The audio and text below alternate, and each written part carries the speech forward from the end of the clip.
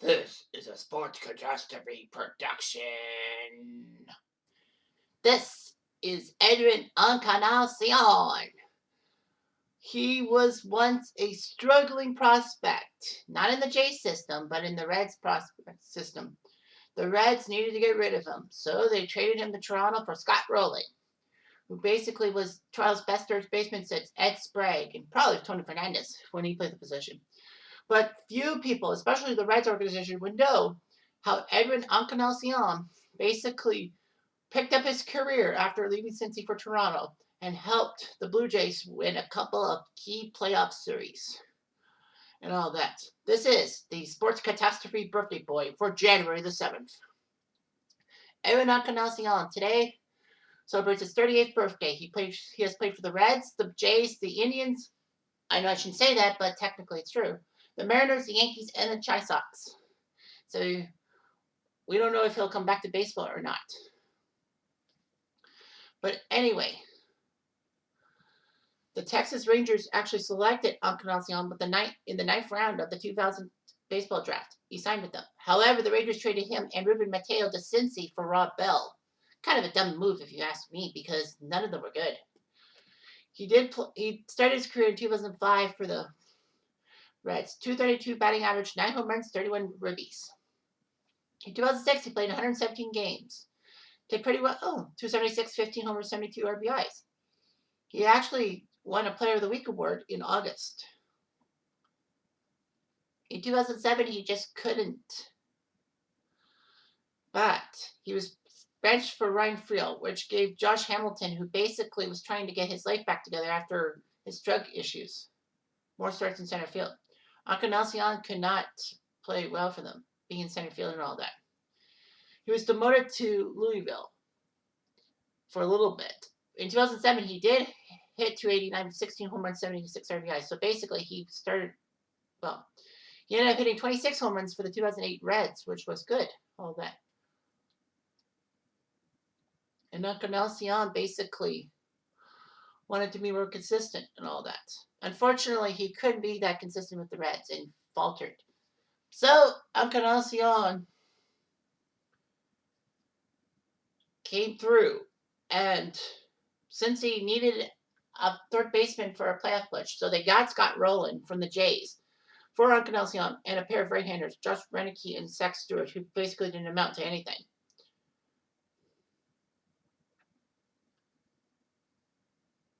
It was actually reported that J.P. Ricciardi, our general manager, just wanted Roenick and Stewart, but the Reds would not accept that trade unless they gave up on Encarnacion.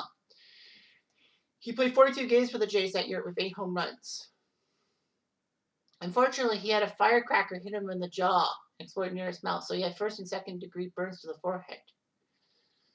Thankfully, though, he was okay. He kept getting injured and all that.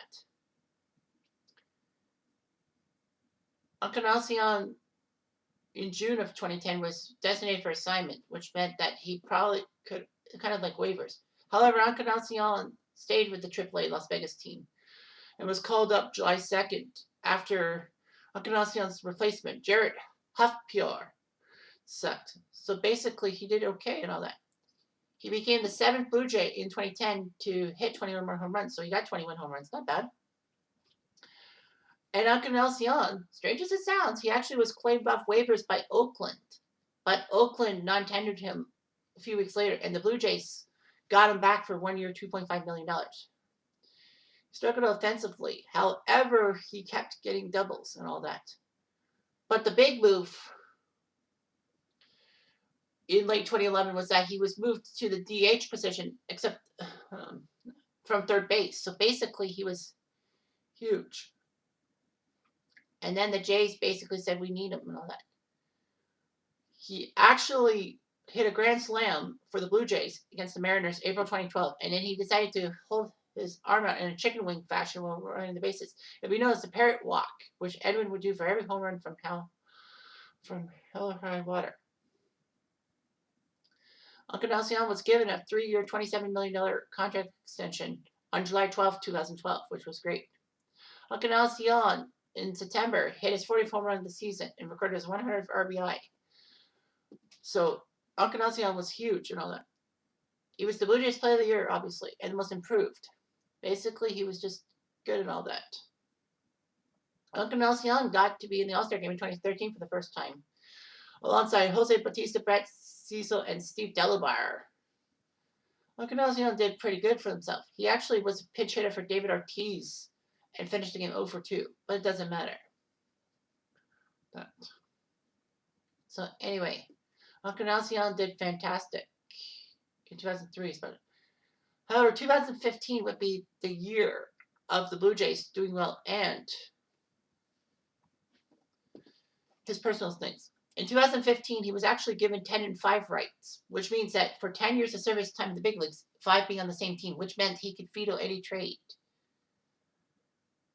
But Encarnacion's biggest day was on August 29th, when he hit 3 home runs against the Detroit Tigers in a big 15-1 pasting of the Tigers. Not only that, he actually tied the record for most RBIs in one game by a Blue Jay, 9, held by Roy Howell, which was in 1977 against the New York Yankees. So basically, Encarnacion was named Player of the Month for the August 2015 and did fantastic and all that. He didn't really hit that well in the playoffs and all that, only getting 5 RBIs in 11 games. But he had sports hernia surgery, and basically, he got his $10 million option picked up by the Blue Jays. So Encarnacion was trying to get some kind of movement but on his contract, but not much happened. He did hit his 40th home run in September 2016, joining Jose Bautista and Carlos Delgado as the only Blue Jays with multiple 40 home run seasons. However, Edwin's biggest moment would come in the one-game wildcard as the Blue Jays got lucky as the Tigers got shocked by the Atlanta Braves, meaning that the Jays would be in the American League wildcard game.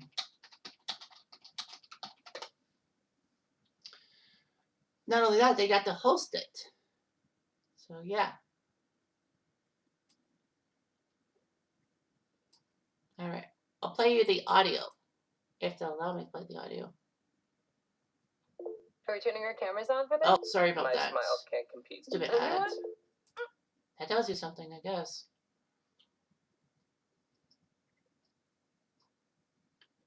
So here we go. They've turned a lot of double plays. Oh, there's a try to keep left field, and the ball game is over.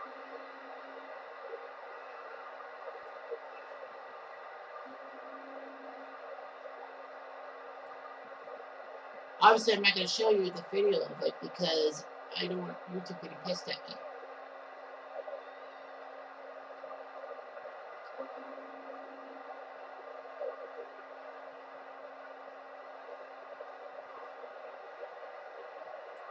So that was a massive home run to take down Baltimore. A lot of Oriole fans would second guess the manager because of the fact that Zach Britton, their talented reliever, did not even appear in that one-game wildcard game.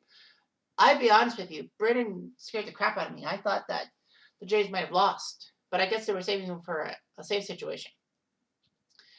Anyway, the Blue Jays would then lose the ALCS to the Indians in 5 games. And he declined a $17 million qualifying offer. And in January 2017, he signed a 3-year contract with the Indians for $60 million, which was amazing and all that. Cleveland got someone good. He batted .258 with 38 home runs, 107 RBIs, which is pretty amazing for the Indians. Unfortunately, though, injuries derailed him. Kind of derailed him, but he did get his 7th straight season of 30 home runs. Consecutive season of 30 home runs and 4 consecutive 100 RBI seasons.